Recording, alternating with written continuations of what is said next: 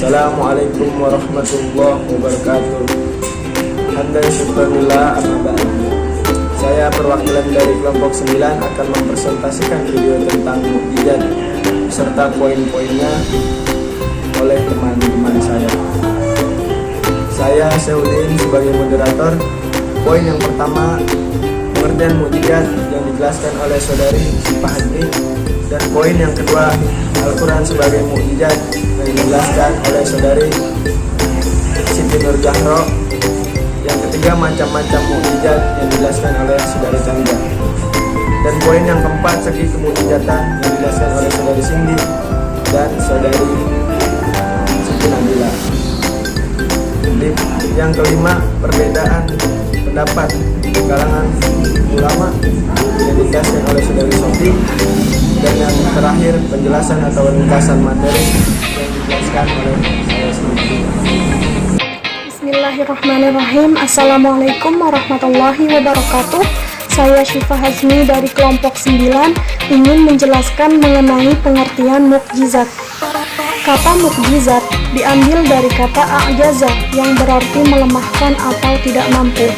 Dinamai mukjizat apabila kemampuannya melemahkan dan membungkam lawan. Pelaku yang melemahkan disebut dengan mukjiz. Tambahan ta marbuto pada akhir kata mengandung makna mubalaghah. Mukjizat didefinisikan oleh ulama-ulama Islam sebagai suatu hal atau peristiwa luar biasa yang terjadi pada seseorang yang mengaku nabi sebagai bukti kenabiannya yang ditantangkan kepada yang ragu untuk melakukan atau mendatangkan hal serupa, tetapi mereka tidak mampu untuk melayani tantangan itu. Menurut Quraisy Shihab, unsur-unsur yang terdapat pada mukjizat adalah 1. Hal atau peristiwa luar biasa. Yang dimaksud luar biasa ini adalah sesuatu yang berada di luar jangkauan, sebab dan akibat yang hukum-hukumnya diketahui secara umum. Kedua, terjadi atau dipaparkan oleh seseorang yang mengaku nabi. Apabila kejadian luar biasa ini bukan berasal dari orang yang mengaku nabi, maka bukan dinamai mukjizat. 3. Mengandung tantangan terhadap yang meragukan kenabian. Tantangan ini harus berbarengan dengan pengakuannya sebagai nabi, bukan sebelum atau sesudahnya.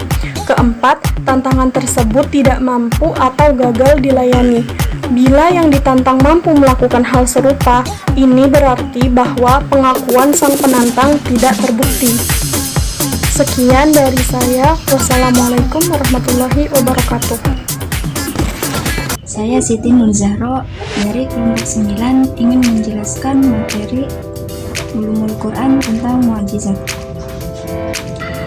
Al-Quran sebagai mukjizat digunakan oleh Nabi Muhammad SAW untuk menantang orang-orang pada masanya dan generasi sesudahnya yang tidak percaya terhadap kebenaran Al-Quran sebagai firman Allah, bukan ciptaan Nabi Muhammad SAW, dan risalah serta ajaran yang dibawanya terhadap mereka. Sungguh pun memiliki tingkat fasohah dan balaghah sedemikian tinggi di bidang bahasa Arab. Nabi memintanya untuk menandingi Al-Quran dalam 3 tahapan. Yang pertama, mendatangkan Al-Quran semisal Al-Quran secara keseluruhan. Yang kedua, mendatangkan 10 surat yang menyamai surat-surat yang ada di dalam Al-Quran. Yang ketiga, mendatangkan 1 surat saja yang menyamai surat-surat yang ada di dalam Al-Quran. Sejarah membuktikan bahwa Al-Quran ternyata gagal ditandingi hatta oleh orang-orang Arab sendiri. Inilah beberapa catatan sejarah yang memperlihatkan kegagalan itu. Yang pertama, pemimpin Quraisy pernah mengutus Abu Al-Walid sebagai sastrawan ulung yang jarang bandingannya untuk membuat sesuatu yang mirip dengan Al-Quran.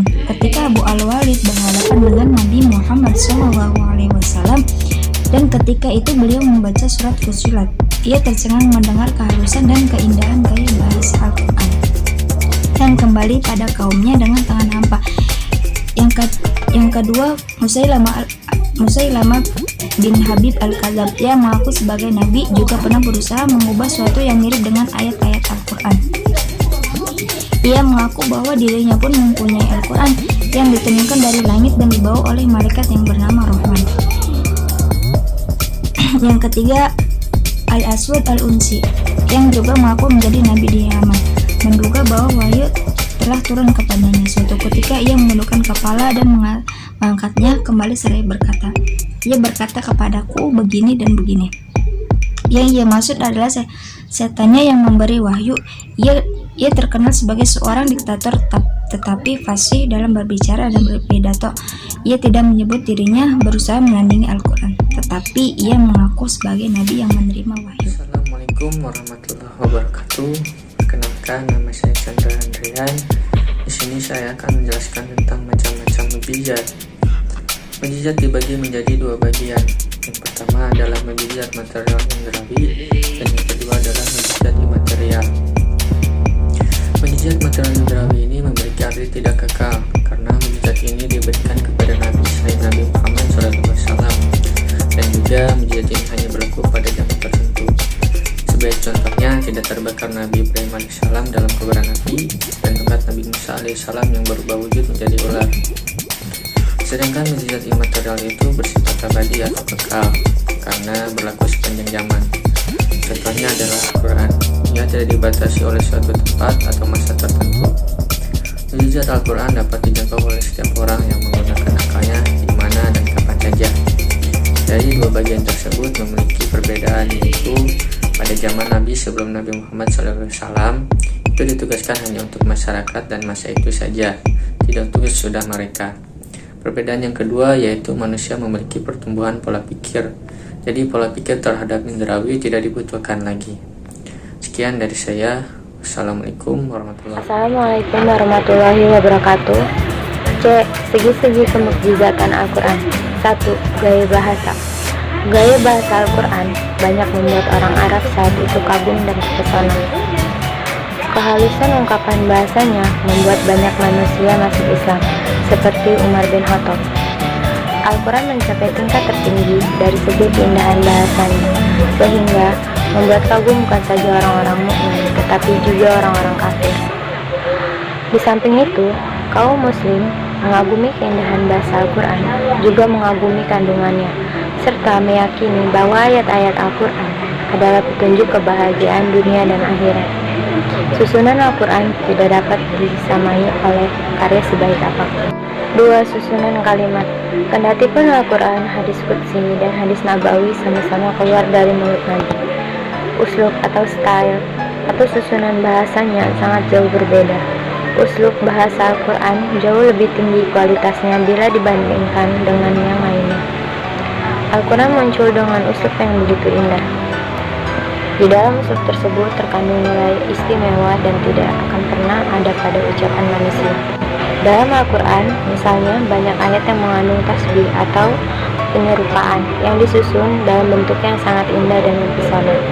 Dan juga di dalam Al-Quran banyak didapati gaya bahasa berbentuk isti'arah. Menurut pakar ilmu balaghah, Al-Quran selain menggunakan tasbih dan isti'arah, juga menggunakan majaz atau metafora dan matsal atau perumpamaan. 3. Hukum ilahi yang sempurna. Al-Quran menjelaskan pokok-pokok akidah, norma-norma keutamaan, sopan santun, undang-undang ekonomi politik, sosial dan masyarakat, serta hukum-hukum ibadah. Tentang akidah, Al-Quran mengajak umat manusia pada akidah yang suci dan tinggi, yakni beriman kepada Allah yang Maha Agung, menyatakan adanya Nabi dan Rasul, serta mempercayai semua kitab samawi. Dalam bidang undang-undang, Al-Quran telah menetapkan kaidah-kaidah mengenai perdata, pidana politik, dan ekonomi. Mengenai hubungan internasional, Al-Quran telah menetapkan dasar-dasarnya yang paling sempurna dan adil, baik dalam keadaan damai ataupun perang. Al-Quran menggunakan 3 cara tatkala menetapkan sebuah ketentuan hukum, yakni A secara global dan B secara. Perkenalkan, nama saya Sindiana. Di sini saya akan menjelaskan berita tentang hal-hal yang gaib. Sebagaimana ulama mengatakan bahwa sebagian mukjizat Al-Quran itu adalah berita-berita tanda gaibin Fir'aun yang mengejar-ngejar Nabi Musa alaihissalam, diceritakan dalam surat Yunus ayat 92 yang berbunyi, A'udzu billahi minasyaitonir rajim. Bismillahirrahmanirrahim. Falyawma nunajjika bibadanika litakuna liman khalfaka ayah wa inna katsiran minan nasi an ayatina laghafilun. Yang artinya, maka pada hari ini kami selamatkan badanmu supaya kamu dapat menjadi pelajaran bagi orang-orang yang datang sesudahmu. Dan sesungguhnya kebanyakan dari manusia lengah dari tanda-tanda kekuasaan kami. Pada ayat itu ditegaskan bahwa badan Firaun tersebut akan diselamatkan Tuhan untuk menjadi pelajaran generasi bagi berikutnya. Tidak seorang pun mengetahui hal tersebut karena telah terjadi sekitar 1200 tahun pada awal abad ke-19, tepatnya pada tahun 1898. Ahli purbakala menemukan di lembah Raja Luxor Mesir satu mumi yang dari data-data sejarah terbukti bahwa ia adalah Fir'aun yang bernama Muniftah dan yang pernah mengejar Nabi Musa alaihissalam. Selain itu, pada tanggal 8 Juli 1908, Elliot Smith mendapat izin dari pemerintah Mesir untuk membuka pembalut-pembalut Firaun tersebut. Apa yang ditemukannya adalah salah satu jasad utuh, seperti yang diberitakan oleh Al-Quran melalui nabi yang umi atau tidak pandai membaca dan menulis. Selanjutnya, isyarat-isyarat ilmiah. Banyak sekali isyarat ilmiah yang ditemukan dalam Al-Quran. Misalnya, 1. Cahaya matahari bersumber dari dirinya dan cahaya bulan merupakan pantulan. 2. Kurangnya oksigen pada ketinggian dapat menyesakkan nafas. 3. Perbedaan sidik jari manusia. 4. Aroma atau bau manusia berbeda-beda. 5. Masa penyusunan ideal dan masa kehamilan minimal. Keenam, adanya nurani atau superego dan bawah sadar manusia. Ketujuh, yang merasakan nyeri. Di sini saya akan menjelaskan perbedaan pendapat di kalangan ulama. Pertama, menurut golongan Sarfah, menjelang abad ketiga Hijriah, terma ijaz masih dipahami oleh para ulama sebagai keunikan Al-Quran yang tidak dapat ditiru oleh siapapun. Namun, berkat pengaruh Al-Jihaz, seorang tokoh Mu'tazilah spesifikasikan gaya retorika Al-Quran.